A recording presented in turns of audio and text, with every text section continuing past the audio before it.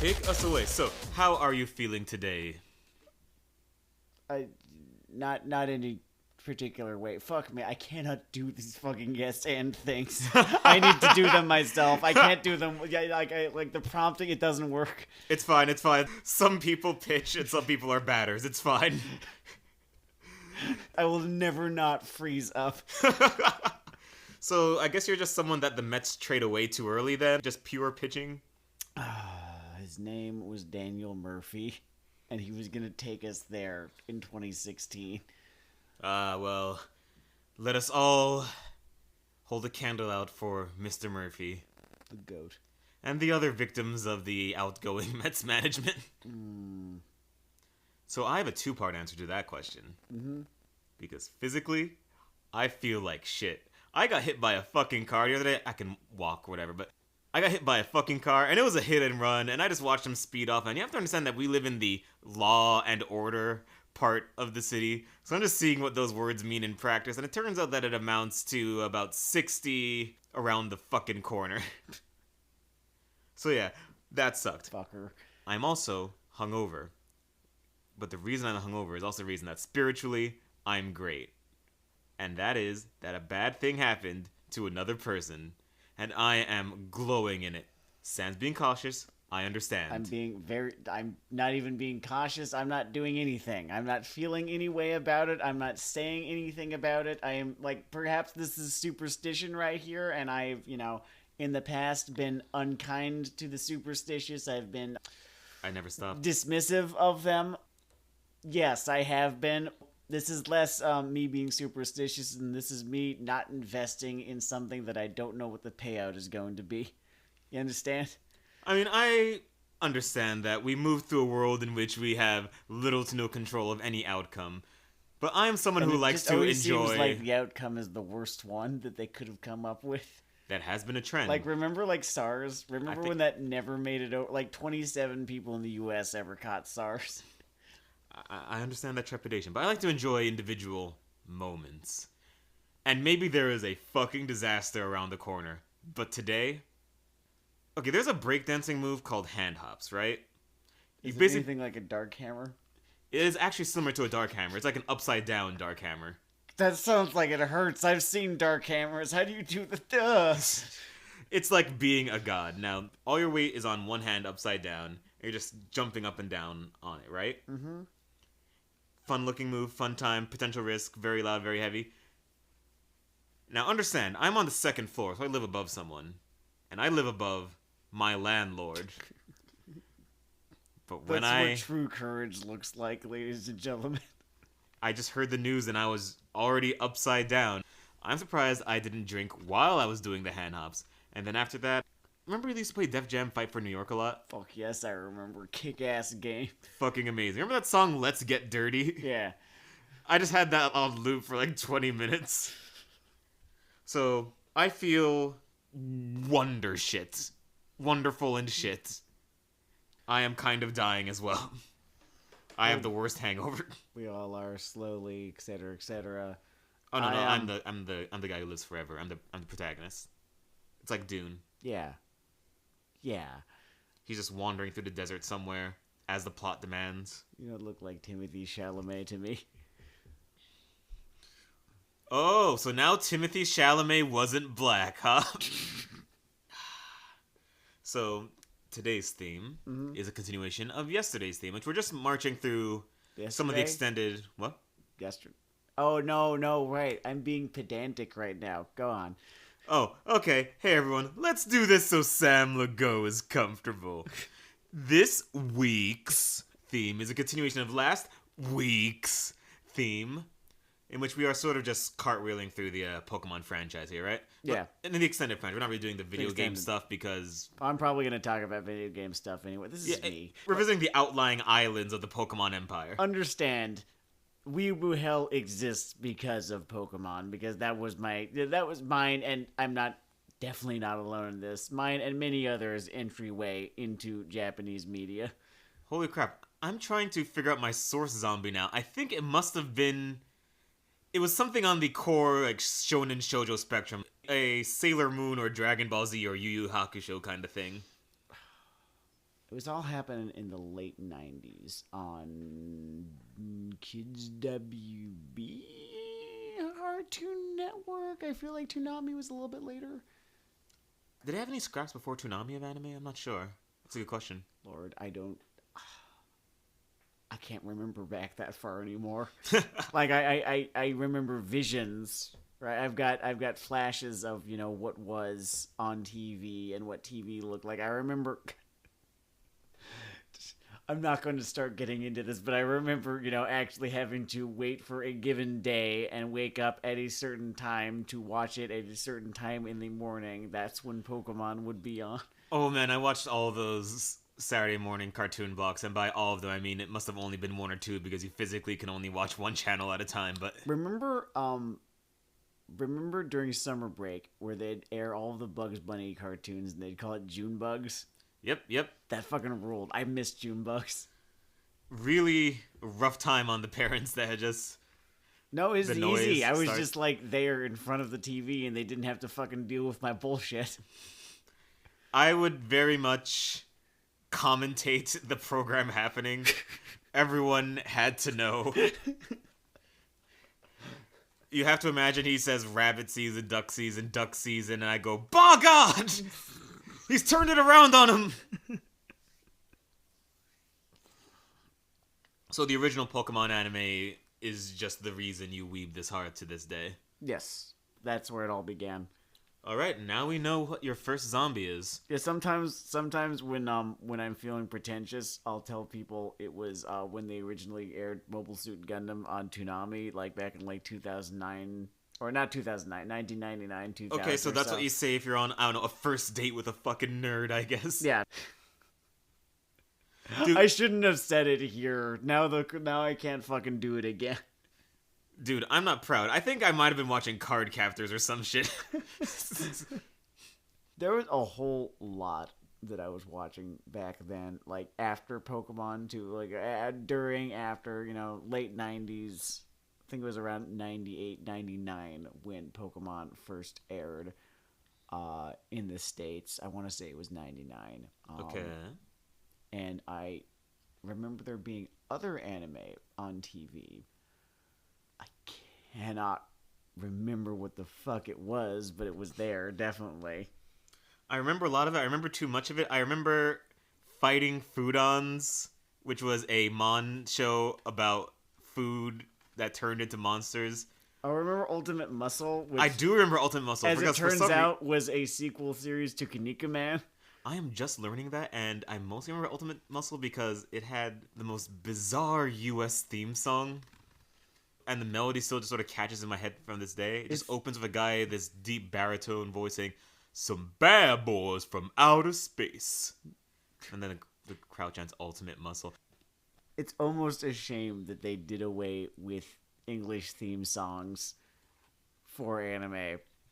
Because, I don't know, I feel like there's a whole lot to mock today, but I could always use a little bit more. Yeah, the world needs those extra punchlines. Those really just give us something to smile about. And it just feels good to laugh at something that doesn't fucking matter. Although it does like, it doesn't matter that your US dub has a shit theme song. I mean, for your ratings maybe, but doesn't hurt people, you know? It does, like, no, it's ultimately, it's stupid if harmless. Although I do think that people tend to remember the original Pokemon anime's theme song pretty fondly. Probably just because, you know, those were simpler times. Yeah, the power metal band Power Glove did a cover of it, in fact. I like Power Glove. They were fun. They are fun. I really guess wish they I had an album had in the last something 3 funny years. to say right now. Jesus fucking Christ. Hold on, JokeBot 3000 running. Beep boop, beep boop. Wow, for once I stalled out. Congratulations, Sam. Man, Sometimes it happens. Did you forget to fucking charge the joke bot? God damn it, I thought you did stand up. I did stand up when it existed. Lord in fucking heaven. You read the manga to this week, right? Yep, I read specifically Pokemon Adventures because there are a bunch of Pokemon manga series. Right, yeah. So what did you think about reading the manga, Sam? I'll have to phone up, Sam Lagow at 13 years old because he could fucking tell you, because Sam at 28 was real fucking busy at work this week. and I did not get to it. So this is going to be fascinating because Sam is using a kind of an ancestral recall thing right now. He is trying to just channel memories through the fog. I read, I guess it was chapters 1 through 60 of this. So, for the kids at home who have read Pokemon Special / Pokemon Adventure, that's the entire Red and Blue arc and some of the Yellow arc. And yeah, I wanted to read at least one discrete chunk of the whole thing following one character because I know this thing hops from island to island. It does, yeah. And I wanted to see a bit of how they try to mix it up with different protagonists. Mm-hmm. And it's an interesting conceit. It kind of lends it this amusing JoJo-esque arc myth thing to it. I do like the new protagonist a little more, actually. I guess it's just I have weird tastes in characters, and I know there is an appeal to default hero men. So one thing that I will say, Red as a character is just one of my favorite fictional characters just of all time. I think that one of my favorite moments in fiction, and this is almost fucking dumb, but one of my favorite moments in fiction is the battle on Mount Silver, just as a fucking moment. That's a fun time. If I were to talk about my favorite chapter in this entire thing, they had a rendition of the whole Safari Zone thing that was just a self-contained adventure, and I kind of like that kind of Samurai Jack shit. Mm-hmm. I guess the premise of him wandering around Pokemon-less, having instigated a Prince of Persia 2 Dahaka chase around... the fucking Taurus, was it? I think they did that in the show. In this, it was a Nidoking. Was it Nidoking? Ooh. Which... Oh, I have a Nidoking in my works. current fucking Nuzlocke run of Hard Gold right now. Oh, press W for success. I don't know, the stats kind of like plateau after a while. It's honestly probably not going to carry me into the end game. Oh, does it just look a lot more threatening than it is? Yes, yeah, it is what it is, that type of Pokemon. Okay, well, it looks very intimidating as it chases our fucking unarmed protagonist around there, and I enjoyed the whole sequence. Mm-hmm. Oh wait, the I would Taurus say that episode was the one where some guy fucking pointed a gun at his head. I understand how that didn't air in the States. That's fucking great. Like they couldn't find a way. They couldn't find a way to edit it out or make it look like anything. They couldn't turn it into like a slingshot with a banana. Other than fucking anime Clint Eastwood points a fucking gun at a 10-year-old's head. Beautiful. Oh man. Too bad he can't use Reflect. I'll do a little bit of minimal context work just to set this up. Okay, sure, yeah. In contrast to the comic we did last time, which, while they're both episodic, that one essentially didn't do a continuous arc-based thing. It just had extremely arcy. This is an arc-based comic book in the sort of house visual style. It tries to, unless some Team Rocket chicanery is happening, contain it to one opponent per thing as a sort of gimmick. Like each chapter will be called versus blank Pokemon or versus blank character. Yeah. And that's a fun frame. It actually reminds me of how Warren Ellis sort of structured his Moon Knight run, because I'm a fucking nerd. What I think is interesting about it is that it is very much more, not a reaction to, really, because it's all, like, in-house. It has a closer relationship to the games, whereas Electric Tale of Pikachu has a closer relationship to the anime. And honestly, for something with as many wackadoo, very video gamey conceits as Pokemon, in an all-ages sort of brand promotion thing like this, I was impressed with the kind of integration of things. What I want to bring up, because I actually did like this comic, I want to make sure I bring it up, because I know as I go through this, I'm going to keep on talking about it as a brand thing, right? Mm-hmm. But this reminded me of something. What did it remind you of? I write ads right now, right? And when you first take on this job, at first you're looking at, like, the 20 good ads that exist that are entertaining and brought something to the thing, and you thought, wow, this really adds something to it. The Phil Collins gorilla. Yeah, that kind of shit, right? Yeah. Then sometimes you get in and you remember that almost every ad that exists is dross that does not deserve to. This is an interesting comic for me to come to from that kind of perspective. Mm-hmm. in a very real way, this is a long-form narrative brand extension. But they actually do something fun and artful and very efficient with it.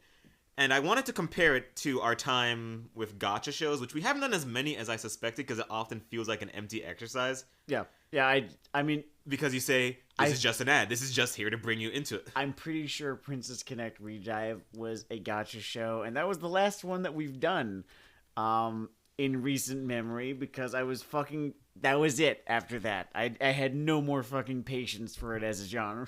Yeah, that one hit our boy in the lymph nodes. And if we have to fucking do it again, then I'm gonna break something. And it's interesting because you could see these same meetings essentially leading to this comic as what leads to the average fucking gacha anime or manga, but... Morgan's brother, Quinn. You've met Quinn, right? Yeah. Yeah. Have you met his girlfriend? Nope. Okay, so she just got back from a year in Japan.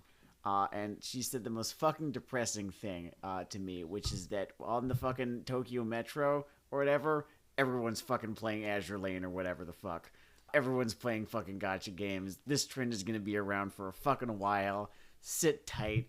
It's like the fucking Yankees in the mid to late 90s. They're just not going to fucking go away. They found a way to fit a casino onto a fucking Switch. I'm so fucking angry at... I'm just so fucking... Okay, go on. You were making a point.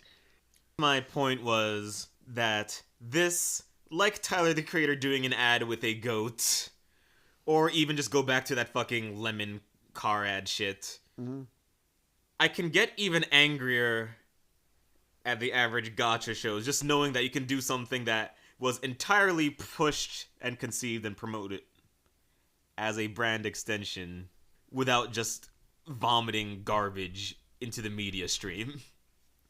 Because I liked this comic. That was my really roundabout circular way of getting back to a point here. I mean, Gundam exists to sell toys, and it's about how people will always come up with reasons to kill one another. And it has informed stuff that I like in media, and whenever I try and create media, Gundam always finds its way in. So I'm not necessarily opposed to the merchandise-driven, model. Good can and has come of it. You do what you can when you're given a prerogative to sell shit. We do what we must because we can. One thing that was interesting to me, because we had this whole conversational screw-up. The English version flips the names of two characters, Blue and Green. And we spent 15 minutes trying to figure out what the fuck the other person was talking about. We were convinced that the other one had lost his fucking mind. Because, so as I have always kind of understood it, Gary from the anime, right? Mm-hmm. His counterpart, or your rival, the rival from fucking Red and Blue, right?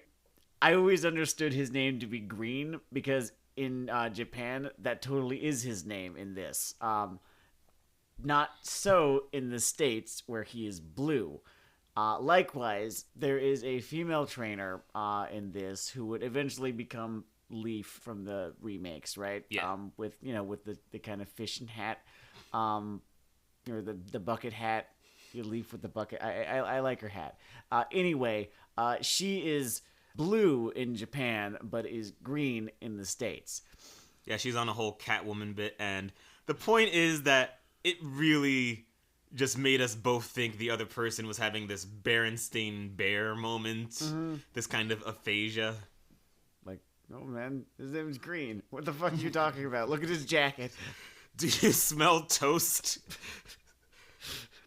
This comic rides a very idealistic track. So Green is much more of a human being than Gary Oak, or even really Green in the game, if I remember him correctly. He was a prick. Like, he was a bog standard prick in the game, as I remember. I think the worst your rivals ever got was in Gen 2, when, like, he was literally just a fucking psychopath talking about how cruelty is the way, or something like that. And all of That guy says, I just heard, what do you think this is? Blue or Green or whatever, your rival from the first generation games was basically, he was just kind of a fucking prick. I think that Gen 2 rival might be the transition point to all these fucking world annihilation plots. that this franchise seeps into. I mean, they're sort of here in this comic, but within the games themselves. I'm trying to think. Yeah, because in Gen 1, they were basically the Mafia trying to make a big guy. They were the Mafia, and well, the whole big guy thing was really only implicit. They were the Mafia. I think maybe they had been involved. No, not even them. They hadn't been involved. Mewtwo became a Team Rocket thing in the anime, right? In the video games, it was just some scientist somewhere made Mewtwo, and now he's in Cerulean Cave for whatever. Yeah, it's some form of, I don't want to call it an escalation problem, but I guess they were trying to think of what the stakes are. It was totally an escalation problem. Okay, so I mean, like in Gen 2, Team Rocket was there, and now they have a plan that involves the radio. And it's just this ramp up towards the world in italics. It kind of peaked in Gen 4 when you have Cyrus who wants to destroy the multiverse. Oh god. And I know I'm a Gen 4 apologist, but so much about that generation was so fuck stupid. And I'm sitting here as a human being looking at this first game, which is essentially a sports plot line. Yes. Yeah, no, that is the thing. Like, this stuff compares. Pokemon is a sports story. Yeah. It is it's sports, guys. And I'm just sitting here and thinking, so what you're telling me is that if Free or Haikyuu goes on long enough, there is going to be a guy who is going to splash his way to controlling the UN.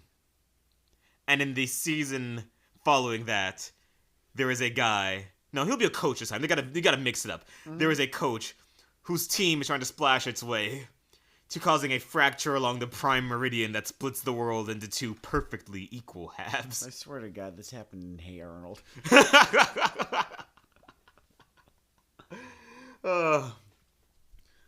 This escalation thing. Mm-hmm. I think Pokemon had built up a pretty good head of steam by the time this comic came out. I could be entirely wrong. But it seems to very much have its own myth established. So they've got to juice Team Rocket up a bit. Oh yeah, by having Sabrina the absolute fucking psychopath as one of its admins now. Yeah, they have a whole gym leader conspiracy. Lieutenant Surge has been grafted onto this plot because, I don't know, we need 3 people to fight 3 trainers. It was Lance, Surge, and Sabrina, right? Am I missing I think one? the Lance thing happens later. In the core 50 or so, like, Red comics, it's Surge, Sabrina, and Koga. Oh yeah, Koga. Yeah. I guess ninjas are a good fit for organized crime. If I were to bring, absolutely, yeah, I could see like Koga being, yeah. If I were to bring a skill set into the industry. I do remember really enjoying that plot line then, and I still do now, just the idea that, like, gym leaders who are understood to be, like, pretty, they're public figures, right? They're public figures. Yeah, it's somewhere between, it's this weird hybrid between being Yoda, being the city comptroller, being retired, and running a Crunch gym, like a local Crunch franchise.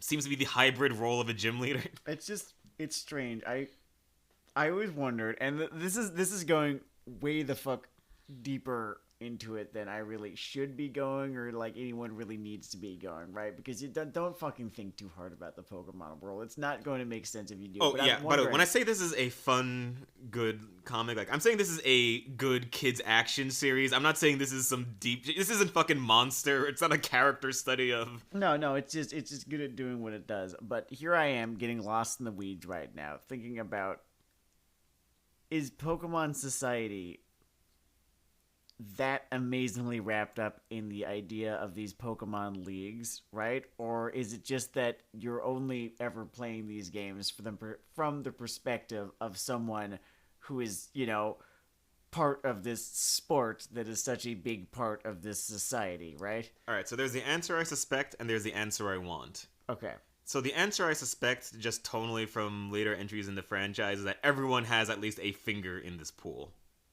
It's like, it seems like as an institution, as a societal institution, it's about as important as television. That's a good comparison. It's as important and ubiquitous as, say, TV. TV, okay. The answer my sense of humor wants is that 80% of the population just looking at these guys and going, okay. Oh yeah, that's a Pokemon trainer. They're super fucking weird, dude. Yeah, my brother's a Pokemon trainer. We don't really talk as much as we used to. He just tells me what attacks his Gyarados knows now. Look, don't look right into his eyes or he's gonna try and fight you. Dude, I wanted to just have a cat around the house, so I got a Meowth, and now these kids don't leave me the fuck alone. I'm worried. What if them just fucking shot a laser at it when I was trying to walk in the park? Like, holy shit, man. I bought myself a baseball cap, because it gets cold out in the fall. And, I was walking to work, and I got fucking accosted by bikers with their fucking wheezing. I don't have a Pokemon. In terms of why I suspect it's just super extended in people's lives, it's just tied to the escalation thing, and if you have fucking deity Pokemon walking around, it just becomes impossible to ignore in your day-to-day fucking life. Yeah, it's not like some asshole's hobby. It's a bit of a big deal. Yeah. I guess when you have a society where everything is just wrapped up in it to that extent, they sort of start treating being one of these trainers more like being a martial artist in some Jedi Geki setting. Yes. Yeah, no, you are fucking Toshiro Mifune in all of these games. Yeah, you are learning the way of the sword. And other people, they have swords. Swords are around. What a curious construct. It really is. I'm going to purposefully sidestep the whole dogfighting question because that's boring and I'm not boring and people who talk about that are boring. That the dogfight question is the quintessential example of someone not taking things on the terms that is very clearly laid out. Yes. First off, these are basically stands that you can pet anyway, so I don't even know what the fuck you're getting at. I honestly don't even know that it's worth Third off, is your dumbass going around saying... It feels like it's the same level of intellectual engagement as saying, man, the people in the world of Sailor Moon are letting these kids fight their battle for them. Where's the military and all this? I've known 3 guys, because I guess I just draw in a certain type of edge. Sam's known one of them, but this is a more common thing. And yeah, she's a turf, overrated books, whatever. But in talking about all the Harry Potter shit, they would always say, gun. Man, why doesn't you use a fucking gun? And I'm just sitting here, how do you watch any? How do you get through Enter the Dragon? Hey, why is this a martial arts tournament? Why is this a gun tournament? I don't know, dipfuck, because... Why do you need to ask that question to feel good about yourself? I have this... I can't source the person who said this originally, because I got this from someone who's a big fan of Film Crit Hulk, who in turn was referencing someone else. Mm-hmm. But some film writer or maker at some point pointed out that in a way, when it comes to understanding narratives and what matters and what fucking doesn't, kids are way smarter than a certain strain of grown-up because they don't get wrapped up in this bullshit inania. Because kids don't really have... Kids have egos, yes, but they don't have bruised egos. They don't have a wound. They don't have a fucking wound that they, build their fucking personality around the way that, men of a certain age do. And, feel the need to point out that Pokemon is basically dogfighting and why doesn't Harry Potter have a gun?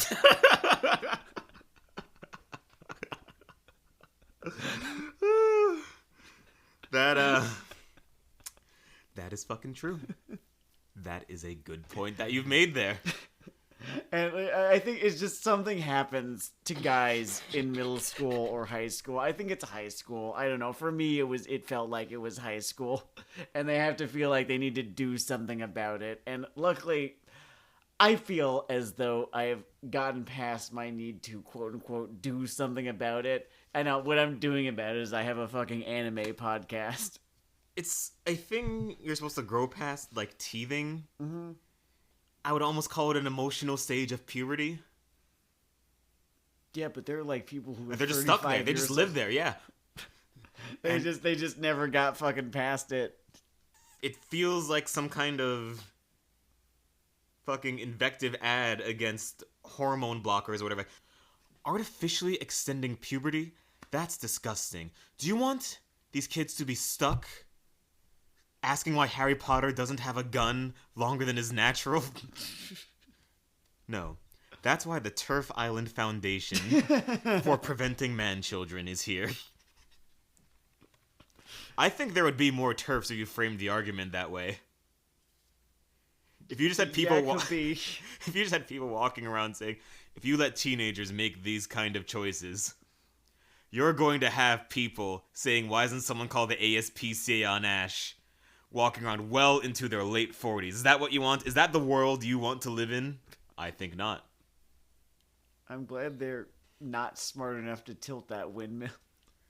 I'm going to bring this back to this particular comic for a second, in terms of just talking about strengths and weaknesses. Yeah, absolutely.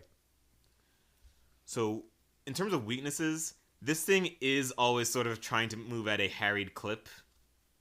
It's a thing that the pace works for and against at a time, because essentially a conflict will always be contained to a given chapter, which can lead to some great one-off moments, or it's good for individual plotty fights, I think. Mm-hmm. But it doesn't necessarily give things room to breathe. And I don't mean in that sort of deep art way of like setting into like someone's motivations or whatever. I just mean that sometimes you do little mood things like let an explosion right out or whatever. And in Pokemon Adventures, it'll often be like, bang, it explodes, bang, we're in the aftermath, etc. Yeah. Well, it's a sort of, you read enough shonen that goes on for hundreds and hundreds of chapters, right? You know, where the fights get extended and protracted out to like a dozen chapters sometimes. And you sort of ask, oh, what if they weren't allowed to do this? And so this is sort of like on the other end of that. Yeah, it is definitely on the other end of the spectrum there, which actually gets towards what I did enjoy about this, which this is something that the show never did that well, in my opinion. I was a bratty kid in terms of what I thought about the TV program. But I enjoyed because pro wrestling has ruined my brain, the individual match structures and spots. Oh my fucking god. In Pokemon Adventure more than the show, and I think actually more than the way it was presented throughout most of Electric Tail of Pikachu, with the exception of how Electric Tail treated the league battles, which I just thought was just really one of the strongest points of the whole comic. It was just a really fantastic arc. Yeah, that was like the peak of the whole Electric Tail thing. But the average throwdown in this plays out a little more interestingly than in Electric Tail. It is also just very attached to doing silly little... When I say silly, I mean in a sort of endearing kind of characterizing way. Like, people are just riding around on hydro pumps and whatever, and people are running alongside their Pokemon for no reason mid-battle. Like, it doesn't add anything to what they're trying to do in the fight, but I don't know, it lends a momentum. It's fun to me. It's cool. It's kinetic. It's kinetic. It's kinetic. And the kinetics are important in things like this. Kinetics are one of the like strengths that manga kind of has. By the way, I don't want to see any more fucking Instagram comments calling me a pretentious fuck, because I am clearly meeting this thing at the audience and genre and whatever level that it's gunning for. Bro, no. Instagram commenters or some anime fans are some of the dumbest motherfuckers. We've been over this before. Yeah. They're calling you pretentious because they're stupid. I am just amazed at the fucking vegetables that still follow me. Whatever. But I don't know. I don't understand why people do the things they do. Let them. Like, I can't stop them. So Red is a lot less grating than their presentation of Mr. Ash. He was okay. Ash was okay. Red's just... I just remember him just being across the board just competent. He's just good at this. Red is sort of a hero cipher type, but his main characterization thread is they essentially split the idea of being improvisational versus strategic between these two, and then can they come together? Who knows? Yes, that's just what the comic is about. You could see that there must have been a flop sweat bullet session for a second before they went to yellow because they were trying to think, okay, what the fuck is this chick's gimmick going to be? And she's got a hat. She's got a hat. She's got a really big hat. A huge hat and a fishing rod, and that's start. And then they decided to go for a sort of way of peace thing, which I know it's different, whatever. Yeah, fun. I did enjoy more than how it's presented in a lot of Pokemon media and how they sort of use it to present their little core theme of let's all be Poke friends together, because it read a little more as a general, why do we all have to be shit all the time? Or maybe it's just what's happening in the world at the moment. I just needed some sugar. That's most of what I've been feeding myself of late. Yeah, I really just needed some real cinnamon mixed with brown sugar. It is why I've been so immensely grateful for the presence of shit like Steven Universe throughout all of this. That's fair. Like, I can get one type of relief through, I don't know, a run through of Preacher or something, but I need a counterbalance in the world at the moment. Yeah, I'm not going to be, that fucking weird asshole who, refuses to consume things that have even the slightest pessimistic bent, because look, it's fucking me. There's this joke about a type of genre called Samcore. Yep. Which kind of starts with Mobile Suit Gundam and just goes into anything that has just these kind of depressing stories about why people do evil things to one another, generally speaking. I think the most complete synthesis of our sense of humor I've ever seen was in our sort of Ursat's Gundam parody series scripts. Oh, yes. We had the concept of ACT, or anti-civilian tactics. And that made me smile. Yeah, I'm gonna have to go back to like the fucking Google Doc that we have for that. There's actually several, as I remember. What else did I want to get at? Oh, since you were discussing the booking of Sabrina across the franchise. It's so fucking fascinating. Just what a fucking... So this time she's not a creepy doll. Instead, she is some kind of tyke bomb. I don't know if she was raised in a factory or whatever. Not tyke bomb. She's older in this one, I guess. Yeah, she seems to be in her 20s or something. That's the thing. She doesn't even have an age that is really easy to nail down, because she seems like she might be like 19 or so in the anime. In the games, who knows? It was 16-bit, 32. I don't fucking know. It was, it was low res, and you could only kind of tell. I know she had a whip. That was that. Remember, like, whips? Like, everyone had a fucking whip in Gen 1, and a couple of them did in Gen 2, and then in Gen 3, it was supposed to be a signifier of being harsher with your animals, I guess. Or something. I just remember there were a number of different trainers and trainer types who had whips. I think Team Rocket grunts carried around whips every now and again. Then they phased those out in Gen 2, and they were just gone by 3. I think there was this idea of like Pokemon being slightly less intelligent in Gen 1. Oh yeah, now they're just full out sapient all the time. They seem to actually be like somewhat sentient. So the idea was that they were like these beasts that you have to tame. Sometimes like people would like literally use like lion tamer shit. At that time, they're only about as smart as like the average undecided voter. Ha.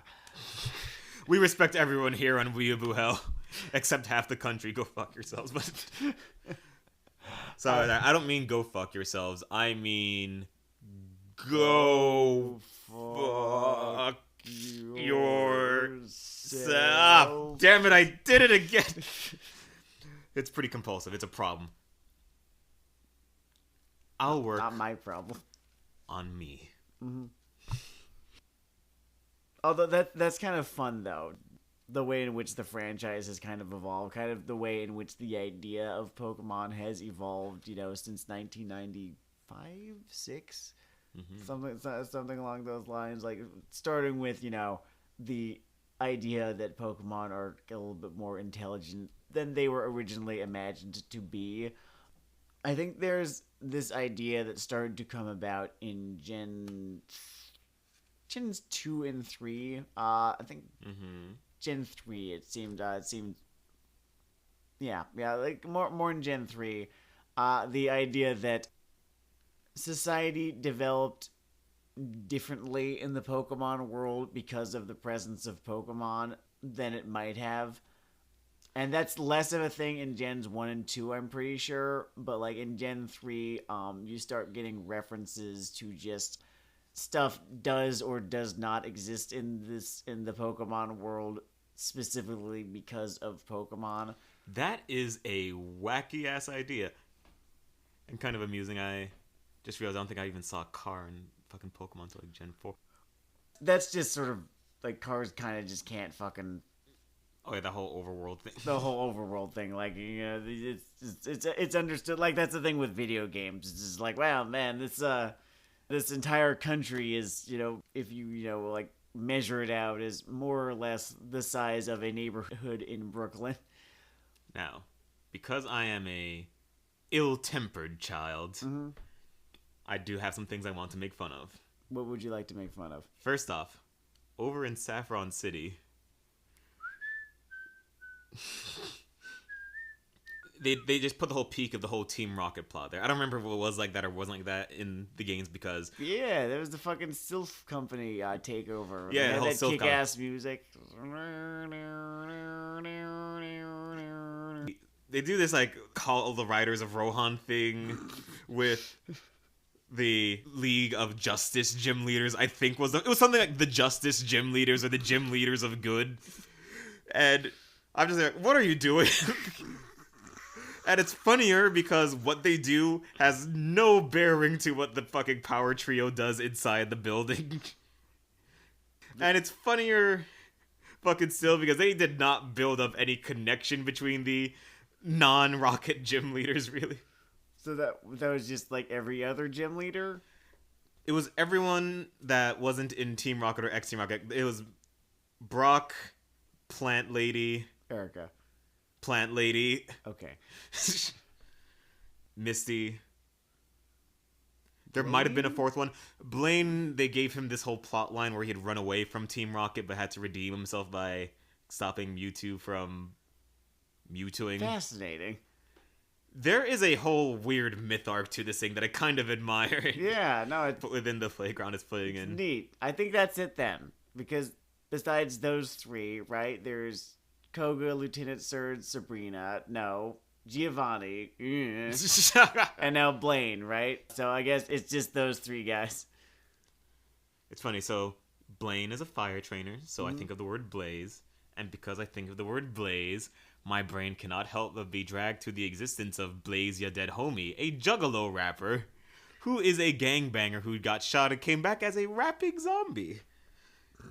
I thought you were just gonna go something for as simple as just the word, the term 420 blaze it, but like...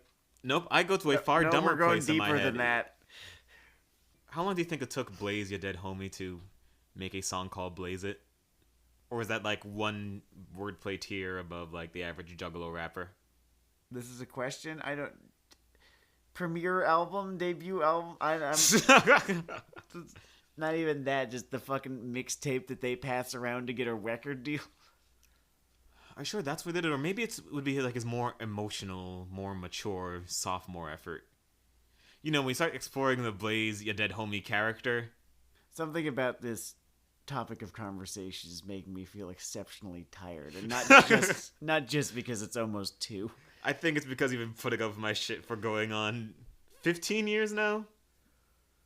It's more than 10. It is now more than 10. Fucking fascinating. Alright, I'll close out on this. So, Blue who is green, or green who is blue. The girl trainer who is Catwoman does a whole Catwoman thing in this. Mm-hmm. It's a fun bit. It's a fun bit. There is an amusing thing where when people split off for their sort of quasi-final boss Team Rocket gym leader fights, she has to get in a girl fight with Sabrina. And because it is a girl fight when Sabrina has her sort of on the ropes, there is a exceptionally stupid spot, which I had to bring onto this show. Mm-hmm. So she's tied up. She can't reach her Pokemon. So he's like, I can finish you at my whim because you're so weak. And she goes, yeah, But at least I'm not flat like you. Ooh. And this is a setup for Dodo Sam. There's a strategic Pokemon maneuver of the tricksy Catwoman variety. Oh, I know what you're talking about. I know what you're fucking talking about. So Sabrina's Pokemon slashes at her because evidently Sabrina's a fucking war criminal, by the way. If that's Like just I said, Sabrina the fucking psychopath in this one. Yes. just her response to being called by is like, hey, growl if claw tits off. But so in the middle, tried to commit her fucking Janjaweed war crime. 2 fucking Pokeballs spill out. Yep. And I'm there to sit. And she's drawn similarly throughout the franchise. So I am left to assume that at all times, 2 Pokemon are stuffed in her fucking training block. In case of emergency. In case of fucking... And you know, this is a high stakes situation. You wouldn't like like the Pokemon equivalent of like just fucking shoe money. Yeah. Yeah. It's...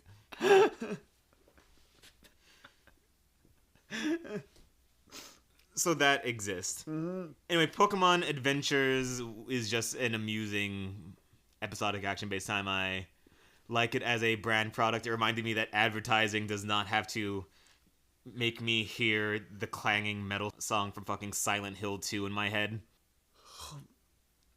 Oh man, that was probably audible just now. It totally was. I might even keep it. It's very loud. No, that's never not very loud. It's very late. It is quite late. The world conspired against us this week, but we got you your beautiful product anyway. The next time I will actually fucking watch / read something. It really helps the bare process for you, I fucking think. minimum. Instead of just pull fucking hot takes about Pokemon out of my ass.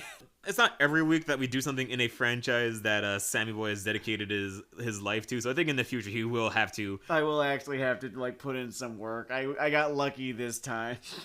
I got busy the week we were talking about something that I spent, something like, if you add it all up, 5 or 6 months, like contiguous months of my life doing.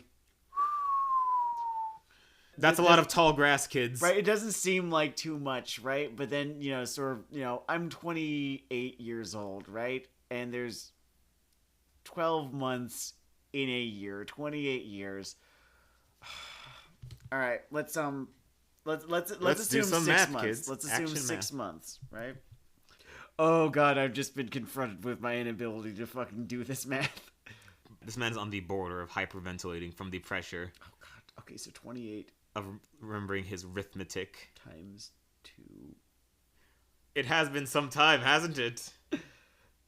I don't know because I'm not doing this right. That's fair. It's 2 The in point the fucking is that morning. in imperial units, it's lots. It's been a long ass fucking time. So What This has- percentage of my life is 6 months? How the fuck do you calculate that? I don't know. that's your homework. You know what? That's your homework. Come back next time. Okay. So this has been Weeaboo Hell. Weeaboo Hell.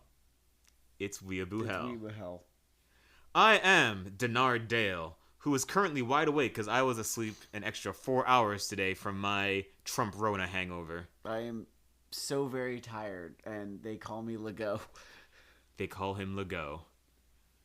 You can find out more about us at weeaboohell.com, or there's a Weeaboo Hell Instagram account that I have totally forgotten to update for about 2 weeks because Ooh. it was my birthday. Everyone can fuck off. I've been on the party train. Mm-hmm. I'll get back on that. And next week we might round out this trilogy with that Pokemon gag strip series that's been going on forever. Oh yeah, Pocket Monsters, just like Doraemon or whatever. It's just fucking been there. And that's going to be fucking fascinating. Well, we'll see you there. Oh, one last riff I'm going to just throw in before the end. Or maybe I'll make this a stinger, whatever. There's one thing that entertained me too, because I watched too much wrestling. Because this thing starts out and it's sort of playing around with some Pokemon didn't get as much focus on the show. Like he's got a Poliwhirl he's really into. There's a Poliwrath. And then as if the fucking marketing department broke into the door with a fucking battering ram, he finds his Pikachu. That was pretty early on. It was pretty early on, yeah. And This happened in the show too, but it's just funnier to me here because this is a little.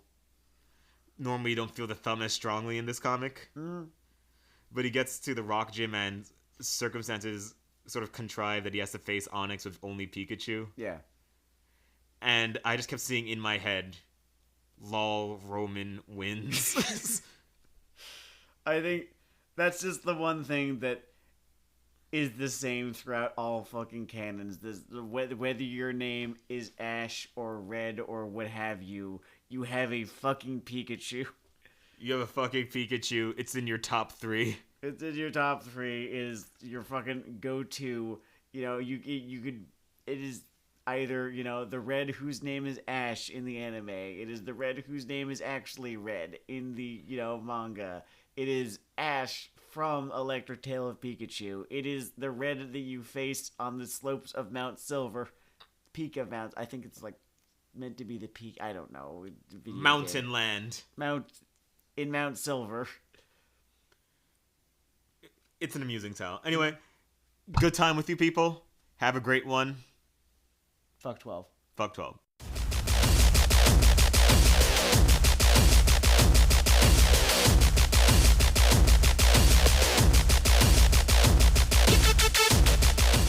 Is 56. So we're doing 56 half years, right? If I'm 28 years old, then I've had 56 half years, right? So one of these 56 has been spent playing Pokemon. So 56 times point 01 is 0.56.